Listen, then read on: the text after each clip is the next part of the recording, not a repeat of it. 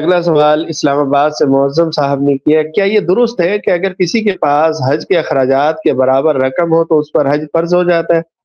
میرے پاس اس وقت حج کے اخراجات کے برابر رقم موجود ہے، لیکن میں نے گھر کے لیے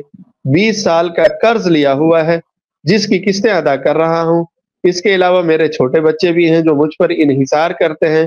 براہ کرم رہنمائی فرمائیں کہ کن شرائط میں حج فرض ہو جاتا ہے اور مجھ پر حج فرض ہے یا نہیں؟ دیکھیں، اگر تو کسی کو فوری طور پر مکان کی ایسی شدید ضرورت نہ ہو کہ اگر وہ نہیں لے گا تو رہنے کے لیے کوئی جگہ ہی نہیں ہے، تو ایسی صورت میں تو مکان لے لیا اس نے حج کے مہینے آنے سے پہلے، اور اب باقی جو رقم ہے وہ اتنی نہیں ہے کہ جس سے حج کے اخراجات پورے ہو سکیں، تو ایسی صورت میں تو حج فرض نہیں ہے۔ لیکن اگر حج کے دنوں میں جب حج کی درخواستیں جاتی ہیں اس وقت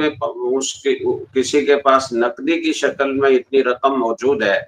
کہ مکان کو اگر وہ چند مہینے مؤخر کر دے تو کوئی حرج نہیں ہے، اس کے بعد بھی لے سکتا ہے، اور قسطوں میں ہی ادائیگی کرنی ہے تو قسطوں پر ادا کرنے کی صلاحیت پھر بھی باقی رہے گی تو حج کرنا فرض ہے۔ اور اگر وہ سودا کر چکا ہے اور اب قسطوں میں ادائیگی کر رہا ہے اور حج کے لیے جانے کے لیے اس کے پاس کچھ رقم نہیں ہے، اور یہ حج کے مہینوں سے پہلے وہ کارروائی کر چکا تھا، یعنی مکان لے چکا تھا اور اس کی بنا پر اس پر قرض ہو چکا تھا،